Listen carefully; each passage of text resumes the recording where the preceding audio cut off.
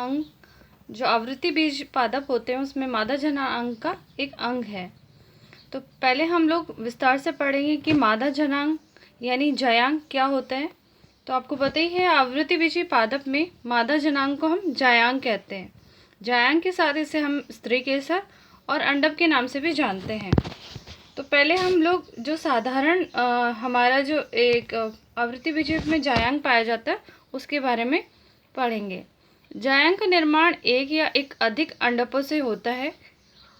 तो पहले हम लोग एक साधारण जो जायांग है उसको एक बार देख लेते हैं।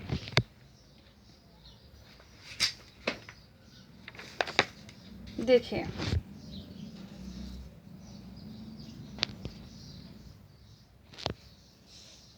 ये एक मादा जायांग का जो है हम इसको 3 नाम से जान सकते हैं। एक जायांग, स्त्री केसर और हम लोग इसको जान सकते हैं अंडक के नाम से।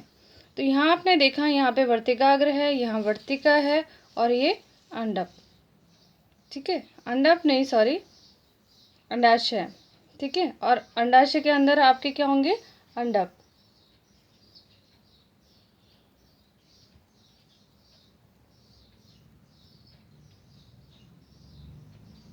अंडाशय के अंदर अंडक नहीं सॉरी होगा बीजांड।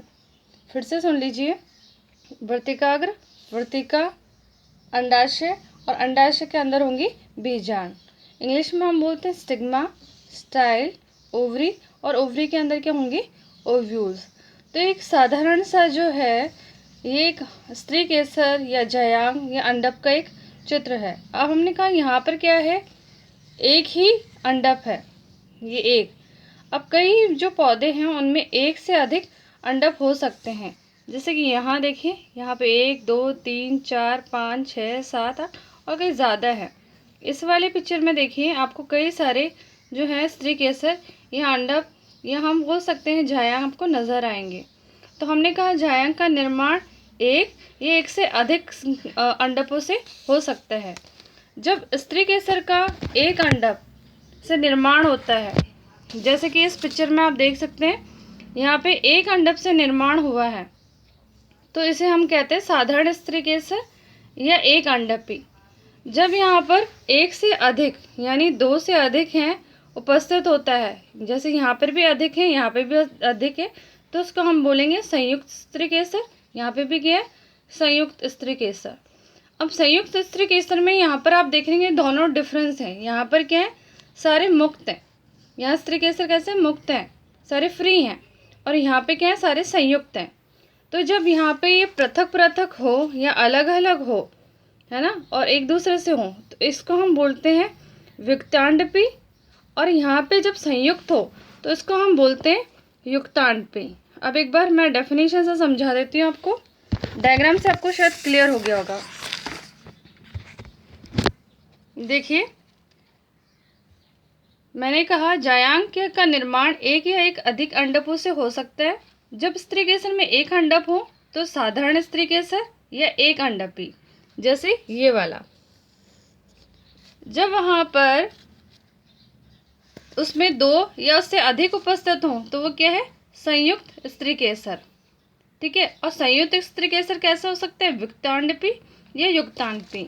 तो हमने कहा यहाँ पर आप देख रहे हैं एक से अधिक है, यहाँ पे भी एक से अधिक है। जब वहाँ संयुक्त हो गए हैं, जब वो एक से अधिक हैं और जुड़े हुए हैं, यहाँ पे हमने कहा जब जायांग में 2 या 2 से अधिक अंडक होते हैं और एक दूसरे से जुड़े होते हैं तो उसको क्या बोलते हैं? युक्तांडपी।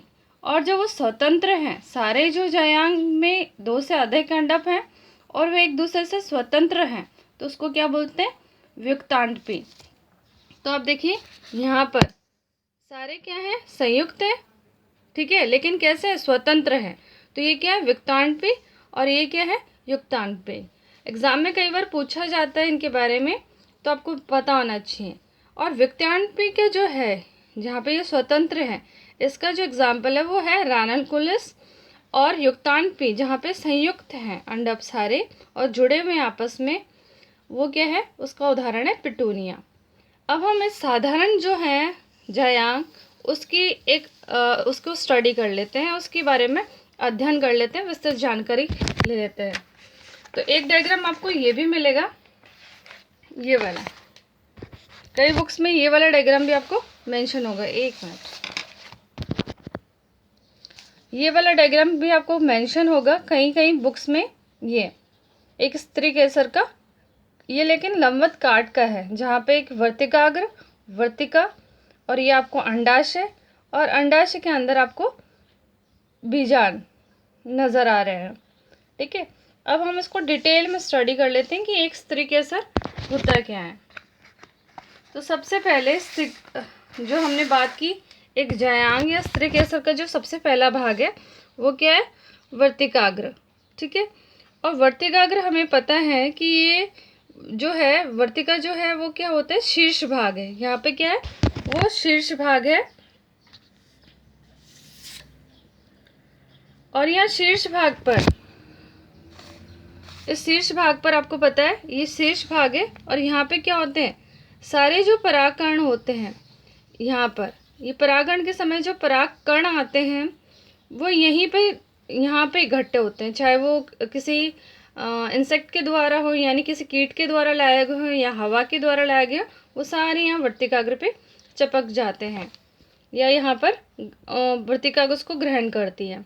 उसके बाद वाला जो स्त्री केसर का भाग है उसको हम बोलते हैं वर्तिका, जो सीधे वर्तिकाग्र के नीचे है, और ये एक नलिका रूप में होते हैं। यहाँ पे एक छोटा सा आपको दिखा रखा है, लेकिन अगर हम दूसरी डायग्राम्स में देखें तो ये बहुत लंबा भाग है।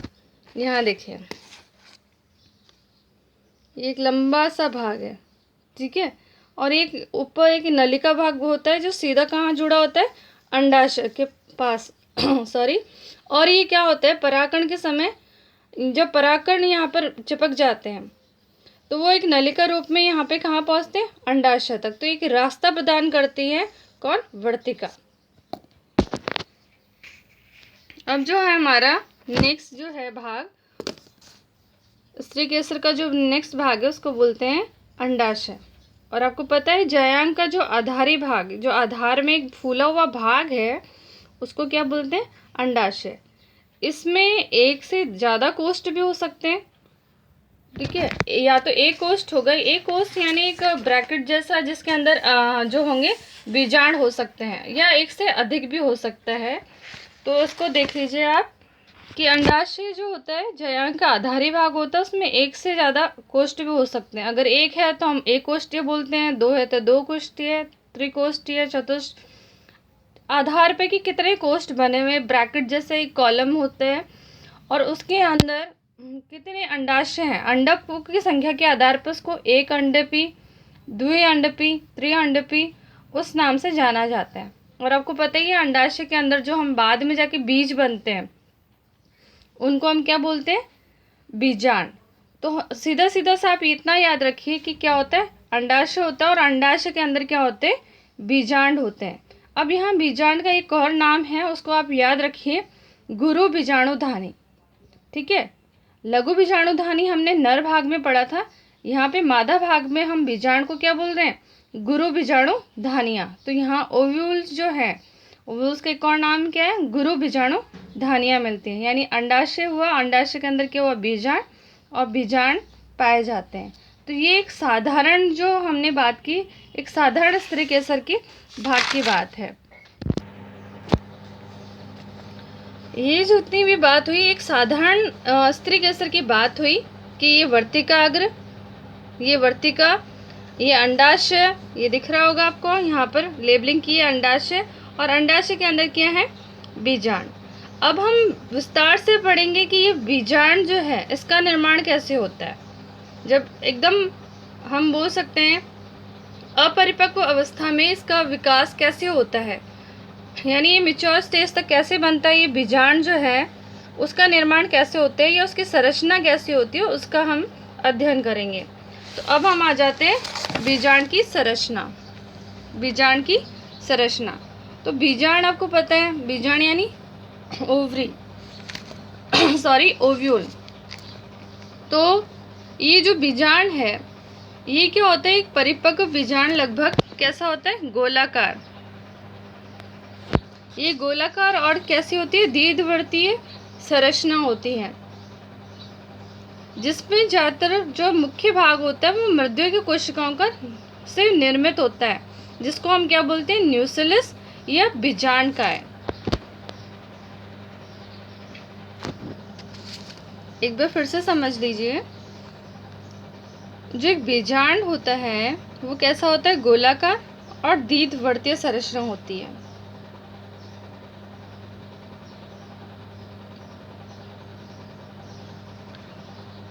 और उसके अंदर जो होते हैं, उसका जो मुख्य भाग होता है वो क्या होता है, मृदुकीय कोशिकाओं का बना होता है, जिसे हम बीजांडकाय या न्यूक्लियस कहते हैं। एक बार डायग्राम से समझ लीजिए।